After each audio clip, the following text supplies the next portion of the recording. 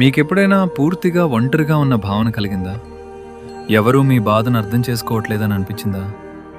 మీ ప్రార్థనలు వినబడట్లేదని, మీ కన్నీళ్ళు ఎవరికీ కనిపించడం లేదని అనిపించిందా?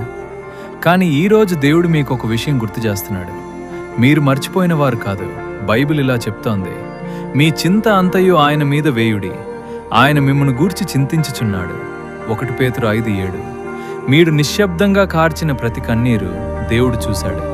మీరు నిద్రలేదలేక గడిపిన ప్రతి రాత్రి ఆయన మీ పక్కనే ఉన్నాడు. కొన్నిసార్లు జీవితం మనల్ని విరగగొడుతుంది. మనుషులు మనల్ని వదిలి వెళ్తారు. కలలు విఫలమవుతాయి. ప్రపంచం కఠినంగా అనిపిస్తుంది.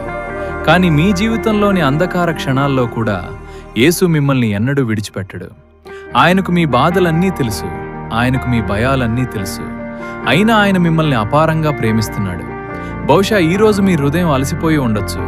బయటకు నవ్వుతున్నా లోపల బాధపడుతూ ఉండొచ్చు. జాగ్రత్తగా వినండి. మీ జీవితంలోని ఈ తుఫాను శాశ్వతం కాదు. దేవుడు మీకోసం కొత్త ప్రారంభాన్ని సిద్ధం చేస్తున్నాడు. నేను మిమ్మల్ని గూర్చి ఉద్దేశించిన సంగతులను నేనెరుగుదును. అవి సమాధానకరమైన ఉద్దేశములే గాని హానికరమైనవేనివి కావు. మీకు నిరీక్షణ గల భవిష్యత్తు కలుగజేయనివి. ఇర్మీయా 29:11. ఈరోజు మీరు బలహీనంగా అనిపించవచ్చు, కానీ దేవుని బలం మీ బలహీనత కంటే గొప్పది. మీరు విరిగిపోయినట్లుగా అనిపించవచ్చు, కానీ దేవుడు మీ హృదయంలోని ప్రతి గాయాన్ని స్వస్థపరచగలడు. ధైర్యం కోల్పోవద్దు. మీ కథ ఇంకా ముగియలేదు.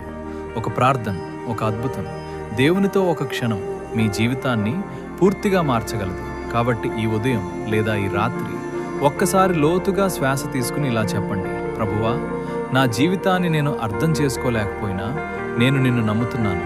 ఆయన మీకు మార్గం చూపిస్తాడు.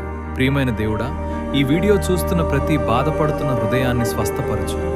ఆందోళనలో ఉన్నవారికి శాంతిని, బలహీనులకు బలాన్ని, నిరాశలో ఉన్నవారికి ఆశను ప్రసాదించు. వారు నీ చేత ఎంతో ప్రేమింపబడుతున్నారని వారికి గుర్తు చేయి. యేసు నామములో ప్రార్థించుచున్నాము, ఆమేన్. దేవుడు మీ జీవితంలో పనిచేస్తున్నాడని మీరు నమ్మితే ఆశను కోల్పోవద్దు.